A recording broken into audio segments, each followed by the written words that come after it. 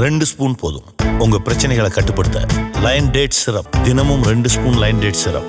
Line date syrup. தீபாவளினா பளிச்சுன்னு ஞாபகத்துக்கு வர்றது பட்டு, பட்டாசு, பலகாரம். பலகாரம்னா ஞாபகத்துக்கு வர்றது மந்த்ரா கடலை எண்ணெய். அபார ருசி, ஆரோக்கியமான உடல் நலம். தீபாவளி அன்னைக்கு மட்டும் இல்ல, என்னைக்குமே கிச்சன்ல இருக்க வேண்டியது மந்த்ரா கடலை எண்ணெய் தான்.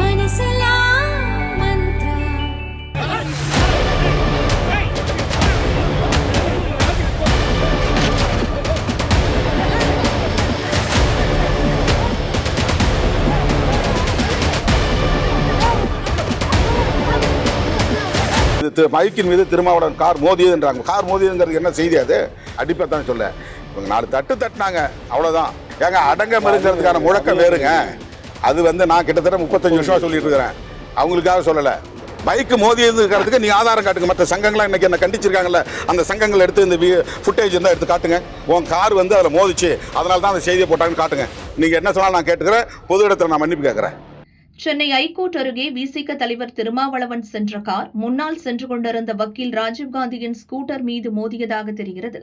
இது பற்றி கார் டிரைவரிடம் கேட்ட ராஜீவ்காந்தியை விசிகவினர் கும்பலாக சேர்ந்து தாக்கியுள்ளனர். பார் கவுன்சிலுக்குள் ஓட்டியவரை விடாமல் துரத்தி சென்று அடித்தனர். இது எனக்கு எதிராக நடத்தப்பட்ட திட்டமிட்ட சதி என திருமாவளவன் கூறியுள்ளார்.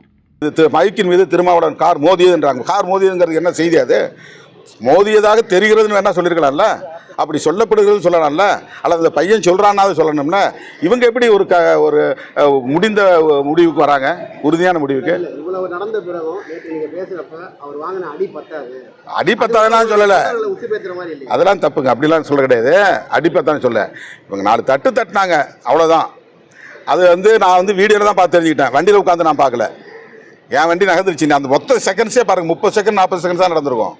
சுற்றி சூழ்ந்து நின்றுட்டாங்க வண்டிக்கு முன்னால். அங்கே என்ன நடக்குதுன்னு தெரியாது, நான் உள்ளே உட்காந்துருக்கும் போது. அந்த மாதிரிலாம் நான் விட்டுட்டு ஒரு ஆள் கிடையாது. பிரச்சனை டக்குன்னு ஸ்பாட்டில் இறங்கிடுவேன் நான்.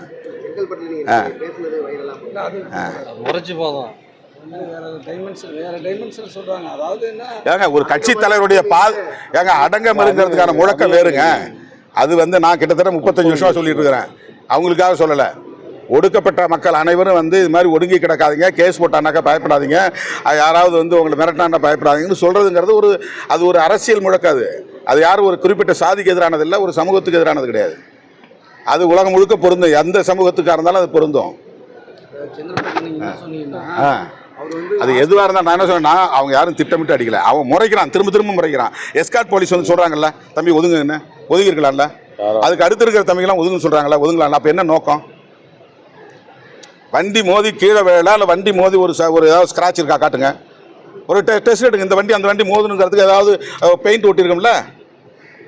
எந்த இன்வெஸ்டிகேஷனும் நடக்காத போது வண்டி மோதிதுன்னு ஏன் சொல்லணும்? அப்போ ஒரு சமூக பதற்றத்தை உருவாக்குறது முயற்சிக்கிறாங்கல்ல, அந்த டிவி மட்டும்தானே அதை செய்யுது.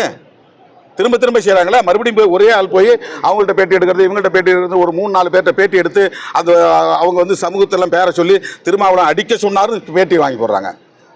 இது உண்மை? அப்போ இதெல்லாம் நீங்கள் ஒத்துக்கிறீங்களா? இதுதான் அவங்க ஊடகாரமா? இது உண்மையை திரிக்கிறது தான் ஊடகாரமா? அது ஒரு நேர்மை வேண்டாமா ஊடகத்துக்கு? ஒன் சைடு எடுத்து செய்வாங்க, அவதூறு பரப்புவாங்க, வதந்தியை பரப்புவாங்க, சமூக பதற்றத்தை பரப்புவாங்க. அதையெல்லாம் ஊடக சங்கங்கள் அங்கீகரிக்குதா? அப்போ நான் ஊடகவியலாளர் பக்கம் நிற்கிறவன் தான். ஊடகவியலாளருக்காக எத்தனை முறை நான் போய் களத்தில் நின்றுக்கிறேன். நான் என்றைக்கு நிற்பேன், இன்னைக்கு நிற்பேன், நாளைக்கு நிற்பேன். அது ஆனால் ஒன் சைடு எடுத்து வேலை செய்யக்கூடிய ஊடகங்களை நீங்கள் எப்படி அங்கீகரிக்கிறீங்க? பைக்கு மோதியதுங்கிறதுக்கு நீ ஆதாரம் காட்டுங்க. மற்ற சங்கங்கள்லாம் இன்னைக்கு என்ன கண்டிச்சிருக்காங்கல்ல, அந்த சங்கங்கள் எடுத்து இந்த ஃபுட்டேஜ் இருந்தால் எடுத்து காட்டுங்க. உன் கார் அதில் மோதிச்சு, அதனால தான் அந்த செய்தியை போட்டாங்கன்னு காட்டுங்க. நீங்கள் என்ன சொன்னாலும் நான் கேட்டுக்கிறேன், பொது இடத்துல நான் மன்னிப்பு கேட்குறேன்.